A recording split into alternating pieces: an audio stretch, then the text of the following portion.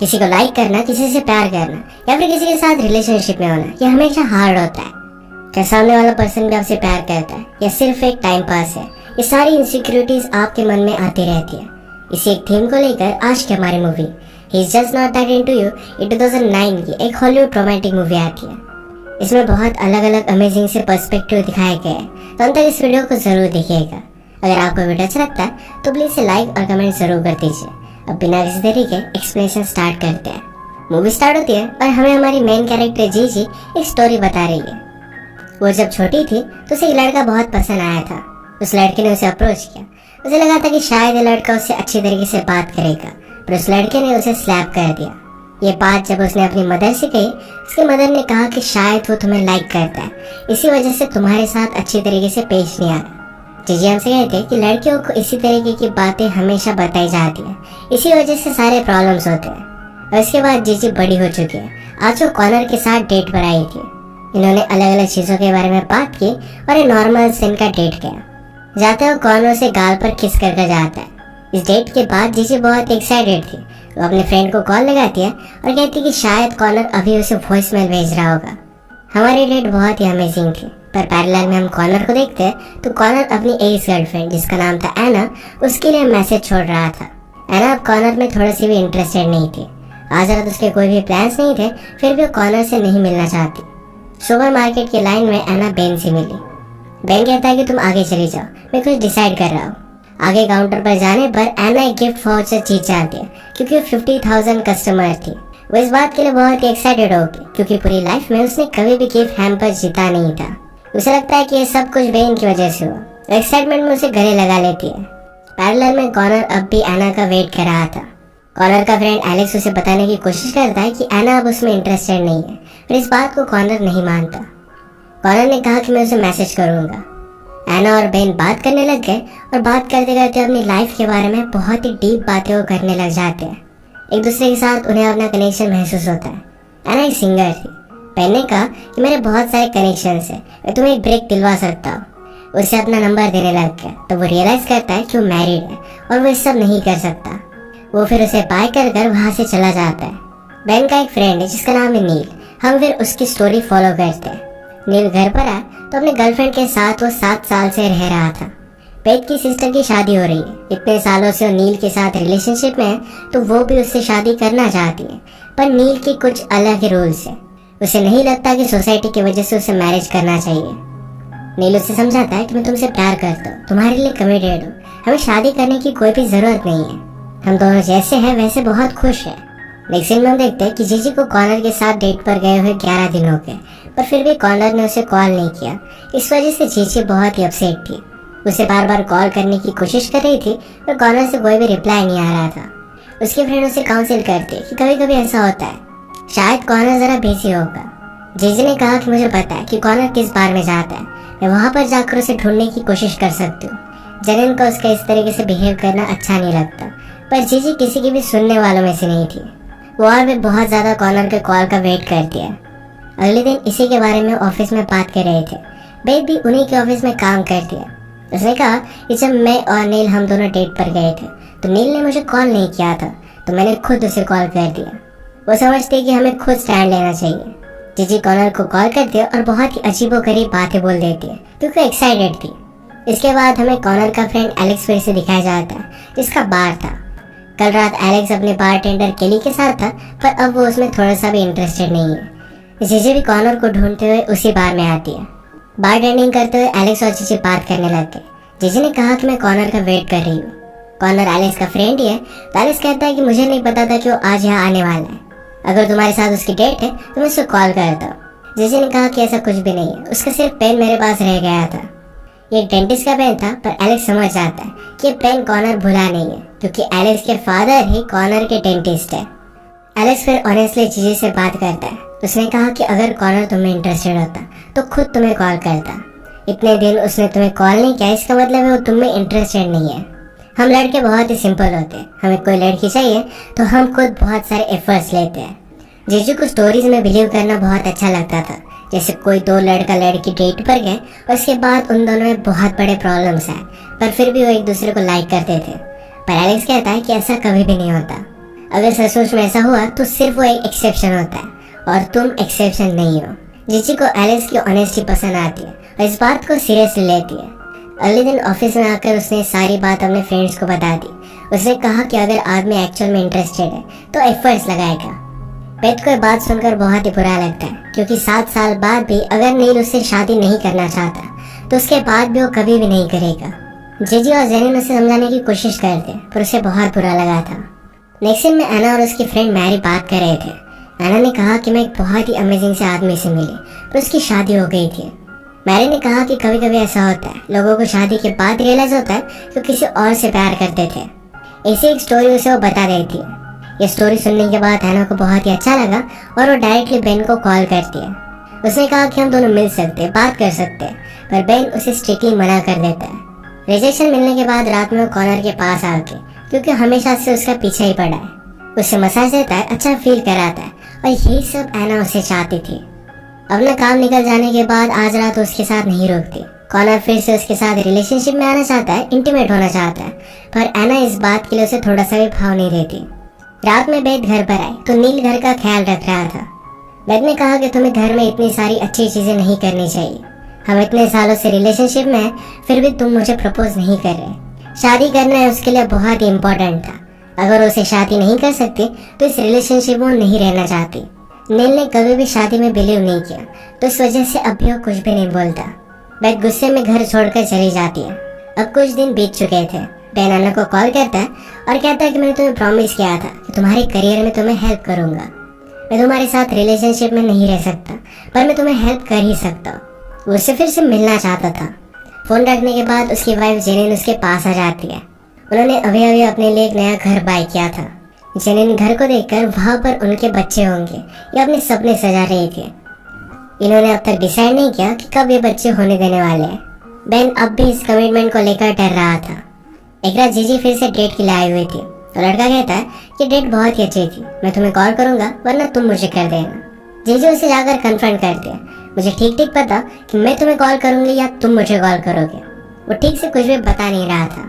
इसके बाद जीजी ने जेनिन से कहा कि वो कभी भी मुझे कॉल नहीं करने वाला, वो मुझ में थोड़ा सा भी इंटरेस्टेड नहीं है। उसका कार्ड लेकर फाड़ देती है। नेक्स्ट सीन में हम मैरी को देखते हैं, जो एक मैगजीन के लिए एडवर्टाइजिंग का काम करती थी। इस मैगजीन में कॉर्नर ने अपनी रियल एस्टेट की एड दी थी, क्योंकि एक एजेंट है। मैरी अपने काम में बिजी होती है तो किसी से भी मिल नहीं पाती और इसी वजह से ऑनलाइन डेटिंग को ट्राई कर रही है। अभी तक उसे अच्छा कोई भी मिला नहीं है। बेथ की सिस्टर की शादी में बेथ के लिए सबको बहुत ही बुरा लगता है। उन्होंने कहा कि कभी कभी ब्रेकअप अच्छे के लिए होता है, तुम्हें शायद एक बहुत ही अच्छा लड़का मिल जाए। उसकी एक अलग फ्रेंड कहती कि कभी कभी लोग कभी भी शादी नहीं करते फिर भी खुश रहते हैं। बेथ ने टॉपिक को चेंज कर रहा कहा कि मेरा पहले भी ब्रेकअप हो चुके हैं, मुझे अब कोई भी ज्यादा फर्क नहीं पड़ रहा। नेक्स्ट सीन में एना बेन को मिलने के लिए आई थी। बेन उसे उसकी म्यूजिक करियर को लेकर मदद करने वाला था, पर उसे उस आदमी का नंबर ही नहीं मिलता। एना पूछती कि तुम्हारी वाइफ में ऐसा क्या अमेजिंग है जो तुम किसी और लड़की की तरफ देखते भी नहीं, तुमने उससे शादी की ही क्यों थी। बेन ने कहा कि मैं बहुत सालों से उसके साथ रिलेशनशिप में था। फाइनली उसने मुझसे कहा कि अगर तुम मुझसे शादी करते हो तभी हम इस रिलेशनशिप को कंटिन्यू करेंगे, और इसी वजह से बेन ने जेनिन से शादी की थी। एना को उसके लिए बुरा लगता है। बेन ने कहा कि तुम बहुत ही ब्यूटीफुल हो और मैं तुमसे अट्रैक्टेड भी हूँ, हम इसके बारे में कुछ भी कर नहीं सकते। मैं उस आदमी का नंबर ढूंढता हूँ और फिर मैं तुम्हें कॉल करूंगा। इनके घर पर कंस्ट्रक्शन का काम चल रहा था तो जेनिन को कुछ सिगरेट्स मिले। उसे लगा कि बेन फिर से सिगरेट पीने लग गया। जेनिन को अच्छा नहीं लगता क्योंकि उसके फादर की डेथ लंग कैंसर की वजह से हुई थी। नेक्स्ट में देखते कि जीजी एलेक्स को कॉल करती है। उसने कहा कि मैं एक लड़के के साथ डेट पर गई थी, हमारी डेट बहुत ही अच्छी गई, पर फिर भी मुझे पता नहीं कि क्या वो मुझ में इंटरेस्टेड है। एलेक्स ने कहा कि अब तक उसने तुम्हें कॉल नहीं किया, इसका मतलब है तुम में वो थोड़ा सा भी इंटरेस्टेड नहीं है। हम लड़के अगर किसी लड़की में इंटरेस्टेड होते हैं तो उसके लिए कुछ भी करने के लिए रेडी होते हैं। अगले सीन में हम बेन को एना के क्लास में देखते हैं, जहाँ पर वो एज ए योगा इंस्ट्रक्टर काम करती थी। उसने स्पेशली वहाँ पर कॉल कर एना के बारे में पूछा हुआ था। एना ने कहा कि हम दोनों फ्रेंड्स रह सकते हैं। बेन को भी आइडिया बहुत ही अच्छा लगता है। एना फिर उसके सामने कपड़े उतार कर स्विमिंग करती है। बेन ने कहा कि मैं तुम्हारे सामने खुद को ट्रस्ट नहीं कर पाता। वो घर पर आया तो जेनिन उसे किस कर दिया और उसे लगा कि बेन एक्चुअल में स्मोकिंग करने लग गया है। बेन कहता है कि मैं स्मोकिंग नहीं कर रहा, बहुत सारे कंस्ट्रक्शन वर्कर घर पर होते हैं और शायद उन्होंने स्मोकिंग की थी। आज रात फिर से जीजी और एक डेट पर गई हुई थी। वो लड़का उसके साथ इंटीमेट होना चाहता था, पर जीजी कहती है नेक्स्ट टाइम हम जब मिलेंगे तब ये बहुत ही मीनिंगफुल होगा। वो लड़का कहता है कि मैं थोड़े दिनों के लिए बाहर जाने वाला हूँ। ये जीजू को जरा सस्पिशियस लगा। इसके बाद वो बाथरूम में जाकर एलिस को कॉल लगाती है। एलिस किसी और लड़के के साथ डेट पर था, पर फिर भी वो जीजी से बात कर कहता है तो थोड़ा सा भी तुम में इंटरेस्टेड नहीं है, जल्दी से वहाँ से चली जाओ। जैसे कि हमें पता है कि जेनिन और ब्रेथ ये दोनों एक दूसरे के अच्छे फ्रेंड्स थे, तो नील और बेन भी ये दोनों एक दूसरे के अच्छे फ्रेंड थे। नील बेन से पूछता है कि क्या बेन ठीक है। बेन ने कहा कि वो अपनी सिस्टर की वेडिंग में बहुत ही बिजी है, पर वेडिंग की जगह पर वो फ्यूनरल बोल देता है। ये दोनों इस पर बहुत हंसे। नील ने पूछा कि लड़के मैरिज करते क्यों है। बेन कहता है कि सब कुछ मजबूरी में करना पड़ता है। बेथ की सिस्टर की शादी में एक कजन वाव दे रहा था। उसने कहा कि ब्राइड की तो शादी होगी, पर ब्राइड की सिस्टर अभी भी सिंगल है। वो जरा ओल्ड है, पर फिर भी काम चल सकता है। बेथ को इस बात से बहुत बुरा लगा। उसके फादर उसे सपोर्ट करने के लिए आ जाते हैं। फादर ने कहा कि तुम सबसे अलग हो, अलग तरीके की रिस्क लेती हो, इसी वजह से तुम मेरी फेवरेट डॉटर हो। अपनी लाइफ में तुम्हें सब कुछ सही तरीके से मिलेगा। फादर का सपोर्ट बेथ को बहुत अच्छा लगता है। एलेक्स ने एक दिन जीजी को कहा था कि उसका एक फ्रेंड है जो उसके लिए बहुत ही परफेक्ट होगा। जीजी उस डेट के लिए आई, पर एलेक्स के साथ उसका फ्रेंड नहीं आया। वो कहता है कि मैंने उसे गलत दिन बता दिया था। ये दोनों ही फिर बातें करने लग जाते हैं। बार बार बैठे हुए कपल्स को जज करते हैं कि क्या वो एक्चुअल में एक दूसरे में इंटरेस्टेड है। इस सब के बारे में एलेक्स को बहुत ही अच्छे से पता होता है, क्योंकि हमेशा यही चीज करता है, लोगों को जज करता रहता है। इस तरीके से एलेक्स के साथ ऑनेस्टली बात करना जीजी को बहुत अच्छा लगता है। अगले सीन में जेनिन ने अपने यहाँ पर काम करने वाले कोवर्कर को कन्फर्म किया क्या उसने स्मोक किया है, पर वो कहता है कि हमारा कोई भी कंस्ट्रक्शन वर्कर स्मोक नहीं करता। अगले सीन में कॉर्नर ने घर सेल करने के लिए एक पार्टी रखी थी। यहाँ पर एना भी आती है। उससे थोड़ा सा बात कर चली जाती है। उसके आसपास के लोगों को भी पता चल गया था कि एना कॉर्नर में उतनी ज्यादा इंटरेस्टेड नहीं है, उसे सिर्फ टंगा कर रख रही है। कॉर्नर इस बात को मानने के लिए रेडी नहीं है। इसके बाद नेक्स्ट सीन में हम देखते हैं कि बेन और एना एक दूसरे के साथ इंटीमेट हो गए हैं। बेन कहता है कि मैं हमेशा तुम्हारे बारे में सोचता रहता हूँ। एना को अब लगने लग गया था कि शायद बेन अपनी वाइफ को उसके लिए छोड़ देगा। जीजी की एलेक्स के साथ अच्छी फ्रेंडशिप हो गई थी। एक वो मूवी दिखती है जिसमें ऐसे ही फ्रेंडशिप एक प्यार में बदल जाती है। इससे जीजी को लगा कि शायद एलेक्स उसे बहुत प्यार करता है और इसी वजह से वो किसी और के साथ डेट पर जाए। ये आइडिया उसे अच्छा नहीं लगता और सारी चीजों को सैपोटाज कर देता है। ये सारी बात उसने जेनिन को बताई और जेनिन को भी सच लगने लग गया। उसके लिए वो बहुत एक्साइटेड थी। पैरेलल में मैरी को देखते हैं जो ऑनलाइन डेटिंग ट्राई कर रही थी। एक लड़के के साथ वीडियो चैटिंग करते हुए उसने डेट की थी, पर वो एक फ्रॉड था। हर लड़की को एक ही चीज वो कहा करता था। नेक्स्ट में हम बेन और जेनिन को अपने टाइल को लेकर डिस्कशन करता देखते हैं।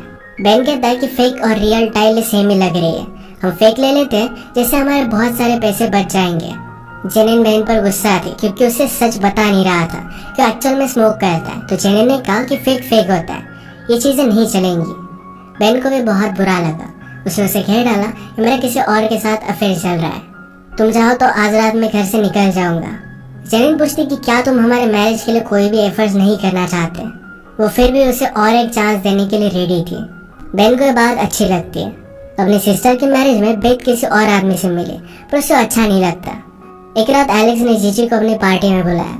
उसे अब लग रहा था कि एलेक्स एक्चुअल में उसे लाइक करता है। पैरेलल में वेडिंग में डांस करते हुए बेथ के फादर को हार्ट अटैक आ गया। उन्हें जल्दी से हॉस्पिटल में एडमिट कर देते हैं। नेक्स्ट में पार्टी में इन्वॉल्वमेंट बढ़ाने के लिए जीजी ने सबको सर्व करने का काम खुद पर ले लिया। फाइनली पार्टी से सब लोग चले गए थे। एलेक्स के साथ एक लड़की थी और सिर्फ जीजी रुकी थी। जरा ज्यादा लेट हो जाता है तो लड़की भी चली जाती है और फिर जीजी एलेक्स के साथ बात करने लग गई। वो डायरेक्ट उस पर जंप कर देती है और उसे किस करने लग गई। एलेक्स ने कहा कि मैं ये सब तुम्हारे बारे में नहीं सोचता, मैंने तुम्हें इस तरीके के कोई भी सिग्नल्स नहीं दिए थे, तुम्हारे माइंड में चलता क्या रहता है। जीजी बहुत ही अपसेट हो गई, रोने लग गई। वो कहती कि मैं जिस भी तरीके से हूँ तुमसे बेटर हूँ। एटलीस्ट मैं इस रिलेशनशिप को चांस देना चाहती हूँ, तुम सब लोगों से सिर्फ दूर भागते हो। फादर के हार्ट अटैक के बाद प्रीत उनका बहुत अच्छे से ख्याल रखते हैं। घर में बाकी रिलेटिव्स भी थे, पर वो खुद अपने कामों में बिजी थे। ऑफिस में आने के बाद जो भी हुआ ये सारी बातें जेनिन जीजी को बताती है। उसने कहा कि हम दोनों बहुत बदल चुके हैं, हम दोनों में पहले जो रिलेशनशिप थी अब वो नहीं रही, कोई भी इंटीमेसी नहीं है। इतना सब कुछ हो जाने के बाद भी बेन ने एना के साथ अपना अफेयर कंटिन्यू किया था। उसने उसके म्यूजिक करियर में उसे हेल्प कर दी, तो एना बहुत एक्साइटेड थी।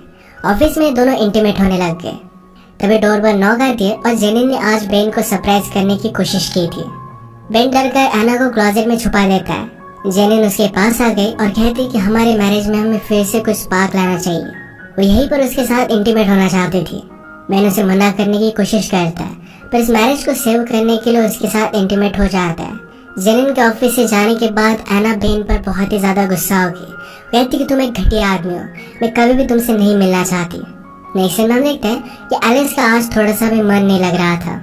वो बार बार जीजी को कॉल करने की कोशिश कर रहा था, पर जीजी उसे कोई भी रिप्लाई नहीं देती। उसकी बारटेंडर के लिए बात समझ जाती है। उसने कहा कि तुम्हें प्यार हो गया, तुम हमेशा उससे कॉल आने का वेट कर रहे हो, तुम्हारा थोड़ा सा भी मन नहीं लग रहा। एलेक्स भी रियलाइज करता है कि ये बात सच है। रात में जीजी को एलेक्स के फ्रेंड का कॉल है, जिसके साथ उसने उसकी डेट फिक्स की थी। जीजी उसके साथ डेट पर जाने के लिए मान जाती है। बेन के साथ झगड़ा होने के बाद एना जरा अपसेट थी, तो कॉनर उसे मिलने के लिए आया। कॉनर उसे कहता है कि हम दोनों के बीच में अच्छी रिलेशनशिप है, पर मैं तुम्हारे साथ एक रियल रिलेशनशिप चाहता हूँ। एना भी फिर उसे एक्सेप्ट कर लेती है और दोनों इंटीमेट हो गए। अपने फादर का ख्याल बेथ अकेले रख रही थी, सारे काम वो खुद कर रही थी। पर एक दिन अचानक से नील उसे हेल्प करने के लिए आ गया। उसे देखकर रोने लग गई और गले लगा लेती है। नील कहता है कि सब कुछ ठीक हो जाएगा। एक दिन जब जेनिन ने बेन के कपड़े उठाए तो उसमें उसे सिगरेट का पैकेट मिल जाता है। उसे इस बात से बहुत ही ज्यादा घृणा आती है। उसने अपने सारे कपड़े निकाले और वो घर छोड़कर हमेशा के लिए चली गई। नेक्स्ट दिन में बेथ नील से मिलने के लिए आई। उसने कहा कि मैंने तुम्हें बहुत ही मिस किया, अगर तुम मुझसे शादी नहीं करना चाहते तो ठीक है, पर मुझे कमिटमेंट चाहिए। नील ने कहा कि पिछले 7 सालों से मैंने सिर्फ तुमसे प्यार ही किया है, मैंने कभी भी किसी और के बारे में सोचा ही नहीं। बेथ ने कहा कि तो फिर हम हमारे रिलेशनशिप को कंटिन्यू कर सकते हैं। ये दोनों एक दूसरे के साथ बहुत खुश थे। कॉनर और एना की भी रिलेशनशिप आगे बढ़ रही थी, तो कॉनर उसे एक दिन घर दिखाने के लिए लेकर आया। कॉनर ने कहा कि ये घर मैं हमारे लिए बाय करना चाहता हूँ। एक बहुत ही बड़ी कमिटमेंट थी, तो एना कहती कि मैं तुम्हारे साथ ये सब चीज नहीं चाहती। वो कभी भी उसके साथ सीरियस थी ही नहीं। इस बात पर ये दोनों ब्रेकअप कर लेते। पैरेलल में एलेक्स के फ्रेंड के साथ जीजी की डेट बहुत अच्छी गई। जीजी एलेक्स को कॉल उठा नहीं रही थी, तो एलेक्स उसके घर पर पहुंच जाता है। उसने कहा कि मैं तुम्हारे बारे में सोचना बंद नहीं कर पा रहा। अपनी सारी फीलिंग्स वो जीजी को बता देता है। जीजी ने कहा कि अभी अभी मैं तुम्हारे फ्रेंड के साथ डेट पर गई थी, वो एक परफेक्ट आदमी है। वैसे भी अगर तुम मुझ में इंटरेस्टेड होते तो पहले ही बता देते। एलेक्स ने कहा कि मैं हमेशा मेरी फीलिंग से भागता आ रहा हूँ, तुम्हारे साथ रहकर मैंने रियलाइज किया कि मैं कितना गलत था। जीजी ने कहा कि तुमने मुझसे कहा था कि इन सारी स्टोरीज पर बिलीव मत करना, पर एलेक्स उसे किस कर लेता है और ये दोनों एक साथ थे। एक दिन मैरी कैफे में आई थी और वहां पर वो कॉर्नर को देखती है। उसने कॉर्नर का ऐड रन किया था, तो कॉल करके फिर से उससे बात करती है। आमने सामने आकर दोनों बात करने लग गए और दोनों को एक दूसरे की कंपनी बहुत अच्छी लगी। एक दिन बेथ और नील जब एक साथ थे, तो नील के सारे पुराने कपड़े बेथ फेंक रही थी। नील ने कहा पहले पॉकेट्स वगैरह चेक कर लो और उसके बाद फेंकना। बेथ को पॉकेट में एक रिंग मिलती है और नील ने उसे प्रपोज कर दिया। उसने कहा कि मेरी लाइफ में खुशी पाने के लिए सिर्फ तुम ही एक चांस हो। इसके बाद नील की बोर्ड में वो शादी कर लेते। एना और बेन हमें मूवी के एंड में अकेले दिखाए जाते।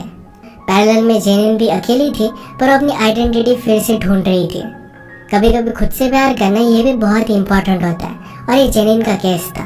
हम बेथ और नील को एक साथ खुश देखते हैं। उसके बाद मैरी और कॉनर की भी रिलेशनशिप अच्छी चल रही थी, तो कॉनर ने हाउस बाय कर लिया था।